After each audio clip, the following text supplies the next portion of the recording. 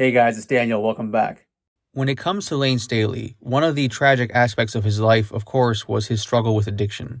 Without ridiculing or putting him down, Layne Staley's addiction is something which shouldn't be ignored in terms of the story of Alice in Chains and both Layne Staley's own life, because the addiction had a significant influence on both. Layne Staley, of course, was not the only person in his circle who had drug problems. Mark Lanegan and Kurt Cobain are two prominent names which come to mind. But it wasn't only Layne's famous friends who had drug issues. An old friend of Layne's, Ron Holt, also had heroin issues. In an interview with journalist David DeSola, Ron Holt, reflecting on his own heroin struggles, speculated on what he thought may have been going through Layne Staley's head. He also reflects on how, in his opinion, Layne Staley may have actually wanted to create more music, but Layne's addiction was just taking over his life. This is from Alice in Chains, The Untold Story. Quote, "There's something that happens when you're an addict, where it becomes bad and you want to stop. And you do genuinely want to stop, even if you stay realistic about it and you accept it. Before you accept your fate, there are points where you try to stop and say, I'm going to stop, my record label wants me to, whatever. You draw a line in the sand, but you break it. And then you do it again, and you do it repeatedly. You do it so many times that at a certain point in your head you go, I can't even promise myself. What's the use? So you start losing your faith in your ability. And so you hang on. So when you find something that you can do or you can hang on to, you tend to overemphasize it. Shut everything else that you fail at out. Pretty soon, what happens is that you're in this mindset too long that when you finally get clean, like when I did, I found out, wow, I'm not Ron Holt the conqueror or creative guy anymore. I'm this beaten down, frightened person. I think that's what Layne became. I think that he could have, and probably somewhere desired to, create more than he did." End quote. Now, to Ron Holt's point about addicts wanting to fight their addiction, but then sometimes, quote-unquote, accepting their fate, it should be noted that according to Alice in Chains drummer Sean Kinney, Layne Staley once told him that he was going to die from drugs, that there was no escaping it. It's a very sad thing to hear, and I hope that anyone listening to this who may have their own struggles, that you're able to find the courage and the strength to be able to overcome what's in front of you. The following is from Sean Kinney regarding Layne Staley's death. This is from Grunge is Dead. Quote, "It wasn't a mystery. Layne told me straight up, I'm never coming back. I'm not going to quit doing drugs. I'm going to die like this. This is it. So I'm like the codependent girlfriend. No, but I knew that was a fact. It was just horrible. I've lost a lot of friends and put myself in a lot of screwed up situations. The way he looked at me and how he said it, I just knew that he had made his decision. And you can't change people's minds. People buy a record and read a magazine and they think they know you. They come up and give you didn't try to help him, you could have saved him. It's like, we did everything. We were as supportive as anyone could be. If somebody doesn't want it, they don't want it. It's not like he was a bitter guy and there was hatred. He just made his decision. A lot of damage had been done. He seemed like he was good with it. I'm not good with it. I'm not good with it today. I never was then. Probably never will be. I quit answering the phone for 5 or 6 years. I didn't want that phone call. Let it ring and let the machine get it. That still even sticks with me to this day. Slight phone phobia. It's like, uh-oh, bad news. Just hoping that it's never going to happen, knowing the chances are that it's going to be coming in one day. Ironically, it all went down on April 5th, the same day Kurt died 8 years earlier. Just bizarre timing on that. By then, I had started going away from lots of drugs and just started drinking. Like that's any better. I don't crank Alice in Chains albums too much, and I hadn't in a long time for obvious reasons. It's painful, sad, and brings up a lot of stuff. Until we started jamming again with William. It had been long enough. We had dealt with things long enough. For me, it was really therapeutic to go back and go through that. But honestly, I hadn't listened to those records in years. End quote. Now, it's interesting to hear Sean Kinney say that Layne Staley said he was just going to never stop taking drugs, because in an interview with Rolling Stone, which was published in 1996, Layne Staley actually denied having a drug problem. It'd be interesting, to me at least, to hear from Sean Kinney what year Layne Staley said this to him, whether it was before, after, or even during 1996. The article in question was published in February of 1996 and was written by journalist John Widerhorn. The article, entitled Alice in Chains to Hell and Back, explores various aspects of the band's history, as well as what things were like with the band at that point in time in '96. In early 1996, the band had recently released their self-titled third studio album, also known as the Dog Record, released on November 7, 1995. The album deals with heavy subject matter such as depression, death, and drug use. Though of course these are themes which frequently appear in Alice in Chains recordings, the tone of the Dog album is particularly bleak.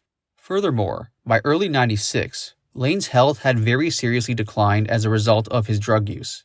As a matter of fact, the last ever show the band played with Layne Staley took place a few months later on July 3rd of '96. In this Rolling Stone article, however, Layne Staley essentially denies that he has a serious drug problem.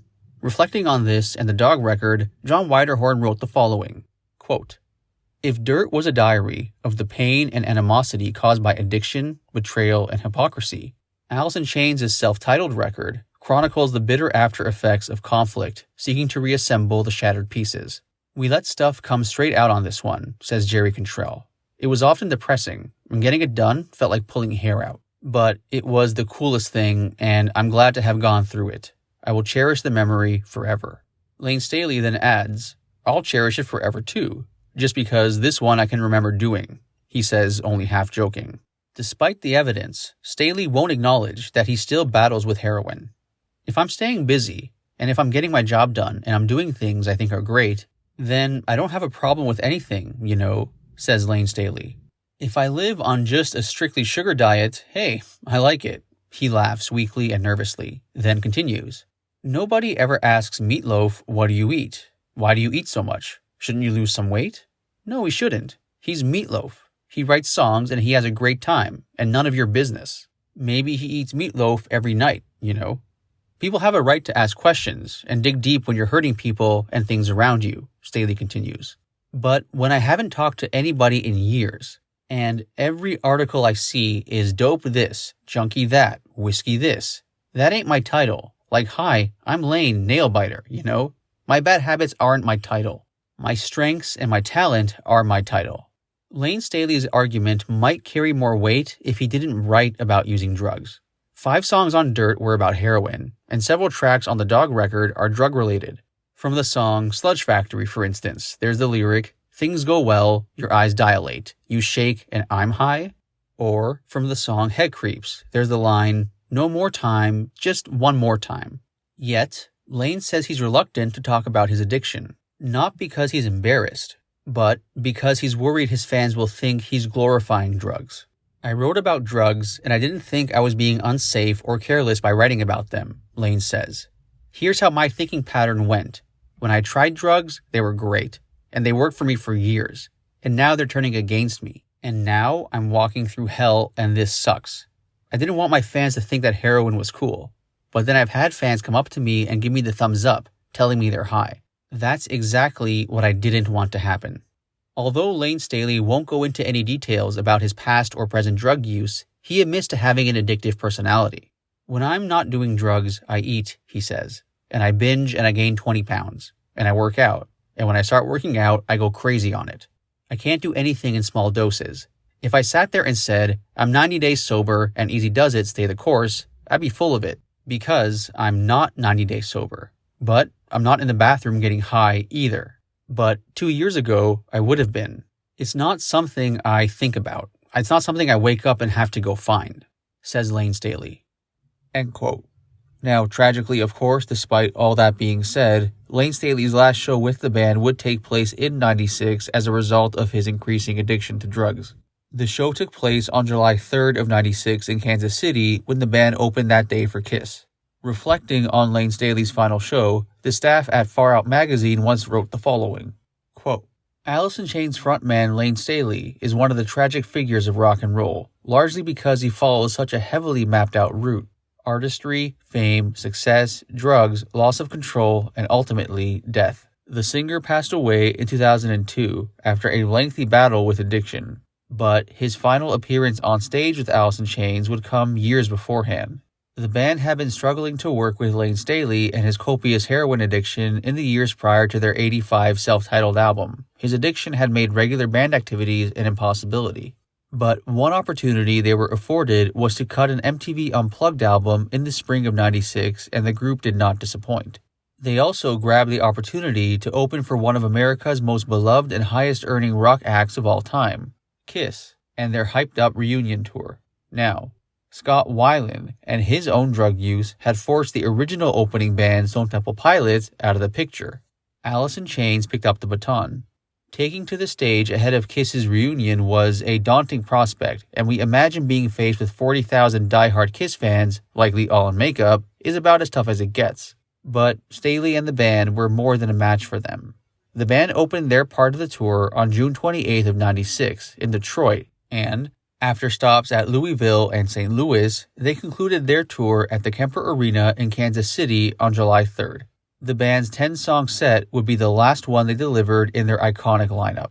Luckily, some legend kept his camcorder on the band during their entire 47-minute set. It was a starring performance, but did capture one noticeable thing.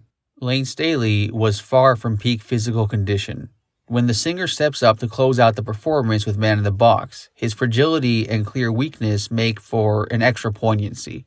A short while after the show, Layne Staley suffered a severe overdose and was hospitalized. End quote. Reflecting on both the Kiss tour and Unplugged, drummer Sean Kinney once said the following. This is from Grunge is Dead. Quote, "Me and Jerry especially wanted to do the Kiss tour. I was in the Kiss Army and they were bringing back the original lineup. Layne kept saying, I don't want to do it, so we gave up on it. We didn't hear about it for a while. They must have asked again and he said, I'll do it. Those ended up being the last shows we played in public. They went great. They were fun. It was nice being out there. It was only 5 or 6 shows, and by the end of the shows, the last one, it was cops, ambulance, and get on the plane, hide the drugs. The same stuff was going on. It became more apparent that unless things seriously change, we can't go out and play to our potential at this level. We can't even get through a week and a half without drama and scary stuff going on. That's about right when I started mentally preparing like, it's done. Same thing with MTV Unplugged. They kept asking if we'd do it. Up to the moment, it was just a nail-biter. Barely any rehearsing at all. Guys not showing up, the same stuff. Rolled out there and everything thankfully worked. Right then is when I knew, okay, if we never do anything again, I'm good with this. I'd rather leave on a high point instead of throwing drug paraphernalia into a garbage can in an airport, hoping to not get arrested while I jump on a plane. That's when I started to distance myself from it and just preparing for the worst, which it eventually happened.